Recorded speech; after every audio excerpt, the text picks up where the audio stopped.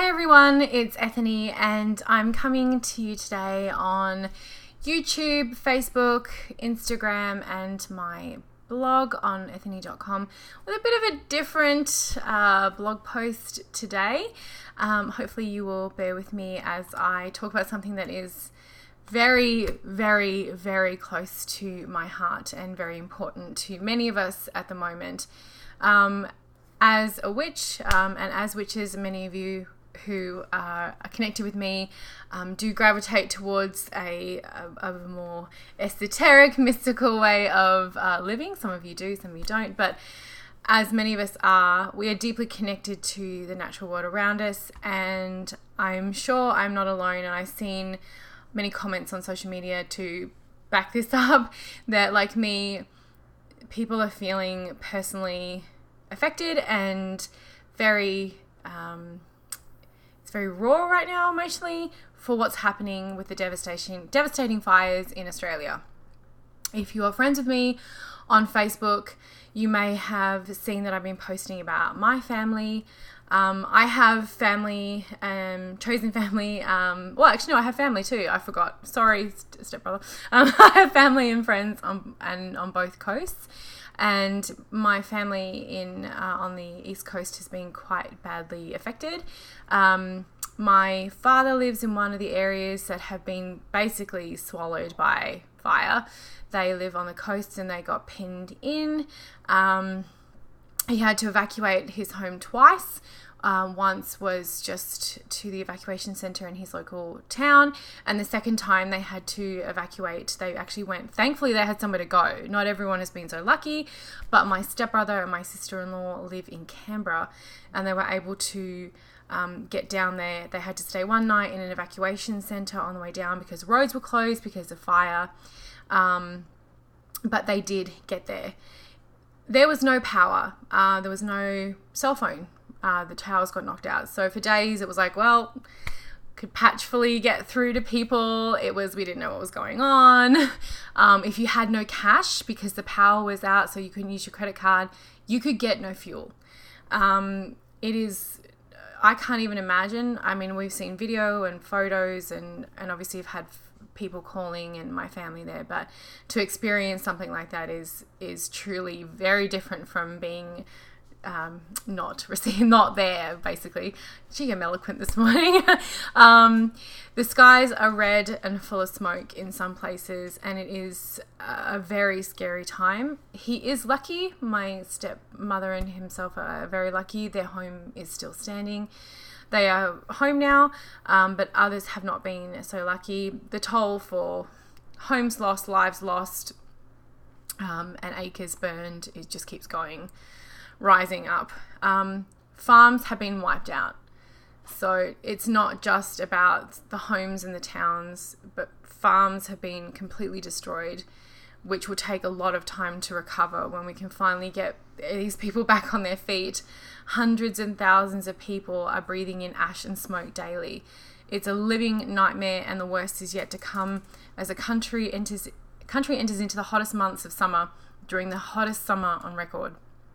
It's truly terrifying. The biggest tragedy is the devastation to local wildlife. It's estimated 500 million animals have perished.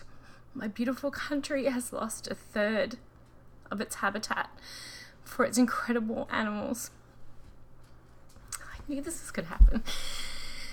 Sadly, the federal government is conservative and denying it has anything to do with climate change, which is infuriating. So it's up to us as global citizens, it's up to us as people on this planet and caretakers of the wildlife and of the earth, and witches to rise up and do what we can. So here is a list of some of the things we can do. If you have any suggestions, comment below or send me a message and I will definitely add them in. The first one is to donate money. Now, I know that is very strange for a lot of people, but money is what is desperately needed. It's desperately needed to help everyone affected by it, to get equipment to the frontliners and to help with basically every organisation that is trying to mobilise at this time. For those of you who don't follow the news, the Australian government was very, very slow to react to this. So therefore, a lot of people have had next to nothing to prepare them. They have been abandoned. So a lot of organisations are doing the best they can to support recovery and relief. Insider has a great list, and it is over on my blog post, and I'll actually put the link in the description below.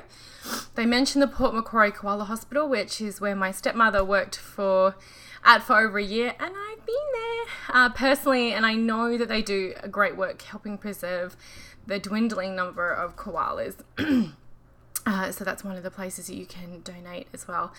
You can organise a little fundraiser. I've seen so many different ways that people are raising funds, from donating a portion of their profits to organising a bake sale, or even with their local communities. You know, in your workplace, if you can't donate, money, or if you can organise a little morning tea bake sale where people donate, and then you can go and send that off to the supporting organisations.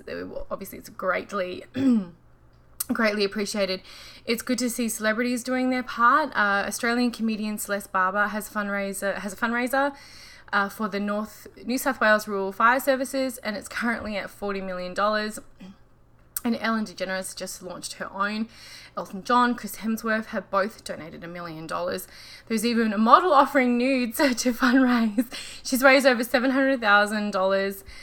Selena Gomez, Nicole Kidman, Pink have all donated $50,000. These seem like really big amounts. Like I can imagine what I could do with, obviously all of us can imagine what we could do with $1 million. But the amount of devastation, this is all going to help get farmers, communities back on their feet. And I'd love to hear your ideas for fundraisers. My sister and I were talking about a gym that's doing every burpee. I mean, I hate burpees, but fundraisers. There's lots of ways that you can bring a small community of people together. The third thing to do is to please educate yourself. There is so much bullshit on the internet. It's important to be aware of what's real and what's scam to make sure we don't propagate the crap. BuzzFeed put together all the bullshit spreading online about the Australian bushfires. Please read it. A couple of days ago, people were sharing an article about bushfires dancing in the rain.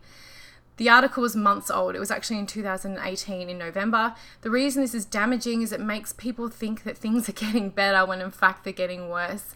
January and February are Australia's hottest month, and as I mentioned earlier, the worst could be yet to come. These fires are burning out. They are non-controllable, so it's going to get worse. And Western Australia hasn't really even, that also gets extremely hot. My hometown of Perth and the surrounding area gets extremely hot, and they haven't really had the same bushfires, but there's fires there as well. So it's not great. So before you share something, check the source and make sure it's a reliable one. Check the date to make sure it's current, and if in doubt, check Snopes.com. Fourth thing you can do, and it costs you absolutely nothing, is to be an advocate for the earth. So every day I open Facebook and it breaks my heart. I've actually had to minimize the amount of time I can be on there at the moment because it deeply affects me emotionally and stresses me out about what's going on in Australia. And then I scroll down and I see people, with their daily stuff, and it's important. But I also wonder this needs to stay in an important thing in what's going on in regards to being an advocate for our planet, because we only have one of them. So we need to put as much pressure. I don't care who you vote for. Well, I'm not going to get into that, but you can have your own personal politics, but we need to put pressure on our representatives from a local level all the way up to do something about what is happening, and they can. Believe me when I say that they can. They just don't want to, because too many people are very comfortable with the way things are. We need to put as much pressure on them as possible. I know I'm not an expert in this area, and I know I have to learn how to do better. I'm always open to learning how to do better as being an advocate for the earth. I try as much as I possibly can, but I'm certainly not standing on my soapbox saying that I am the best. But if we can do as much to, it may not seem like a big thing, but if we all do little things, it can help The fifth thing is you can offset your carbon emissions to become carbon neutral. I know that many of us are already trying to make changes in our lives. We've been doing so for a while, and it's not about being perfect, but everything we do makes a difference. But you may not know this, but for as little as $11 a month, you can offset your emissions. And I started doing this for in 2019. You can find out more about that in the link over at ethany.com. Number 6, and yes, it is number 6, because magic is great. Magic is very much a part of my practice. It's very much a part of my life, but we also need to make sure we're doing the mundane work behind it, and we need it integrated in a whole practice that looks at everything, our everyday life, what we're doing on a community level, how we can be better educated, and then our magic as well. So that's why it's at number 6. You can set an altar to help heal the land and send rain to Australia. No storms. Something was floating around about a monsoon. We do not need a bloody monsoon. We need a good, solid, drenching rain. If you're in the Pacific Northwest like I am, you'll know what that's like. Just a nice, drenching rain.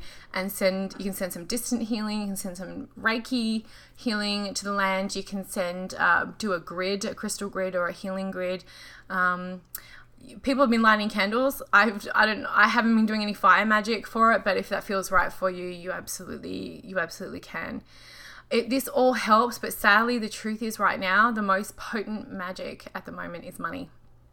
So here's what I'm doing, because it's not just about you all, it's also about what I'm doing.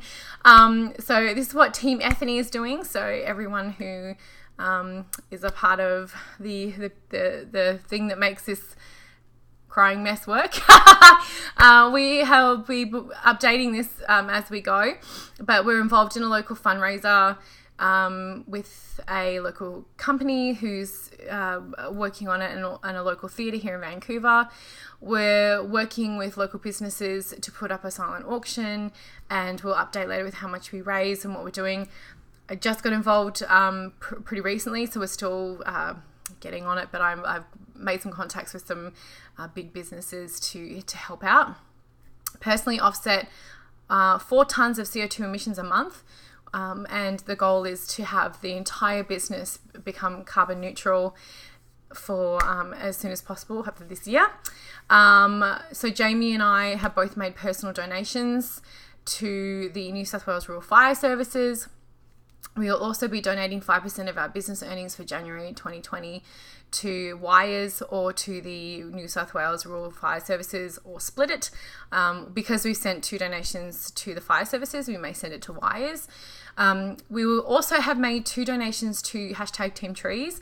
If you do not know about #TeamTrees, I did mention it in over on Facebook, but there was a couple of very Mr. Beast and Mark Rober, I think his name is, started at wanting to plant 20 million trees by the end of 2020. It went over and above. I think they're still doing it with the Arbor Day Foundation. Now, I know that this is not in Australia, but by golly, Gaia does need all the trees she can get right now. And the more trees we can plant, the more CO2 we can remove from the air, and especially with what's being burnt at the moment. So I know it's been very difficult to express how I've been feeling over the last couple of weeks, especially. I have been going from overwhelmed and angry and very sad about what's been happening back home. Sometimes I feel like I have got nothing to say, because if I open my mouth, I'm just going to go into a tyrant of anger at the government in Australia and the world's governments for not doing more to fight for our planet. Then I go into grieving the loss of life. I'm not going to cry again. Australian wildlife is spectacular. I've been very fortunate to travel to every major city in Australia. I spent a lot of time in the bush. The Australian magic is spectacular. The Australian wildlife is spectacular. The magic runs deep, and we have lost so much of it. Australian wildlife is unique to Australia. We've seen a lot of posts about, koalas and kangaroos, but we've lost so much that we can't see, and it breaks my heart. Thankfully, my family and friends are safe for now. And all I can do is pray and send as much magic and goodwill and help there as I possibly can. So one thing I wanted to end this little video with a little warm and fuzzy. So there is a video I think there was two teenagers driving around Kangaroo Island saving koalas, and they've been trying to find the live ones. Also want to give out a massive shout out to Lucy Cavendish, who has been on the front lines. Thankfully she is safe. I've been following everything that's been happening with her. I know that I wish I could be there to do just that. I thank you to everyone who sent like well wishes for me and my family, especially when we didn't really know what was happening with where my father lives, and if they got to Canberra safely and if they got home safely. So it's really been, I really, really, really appreciate it. It's a difficult time. Australia is a beautiful land. The people are a hardy. We are a very resilient, strong people. All I can pray is that we get rain and it ends soon, and that more people are safe than not. If you have any suggestions, any questions, please let me know. I'm not here on any of my social media where this is being posted to start an argument about politics or climate change. Not interested. It'll just be deleted and blocked. And I would probably welcome the trolls for that, but I'm not here to do that. You can keep your opinions to yourself. No one in Australia right now wants to hear that. No one who has family back home anywhere in the world who's in Australia wants to hear that. We are suffering as a country. So thanks for listening and letting me talk a little bit about what's happening in my beautiful island home. And I hope you are all having a beautiful day.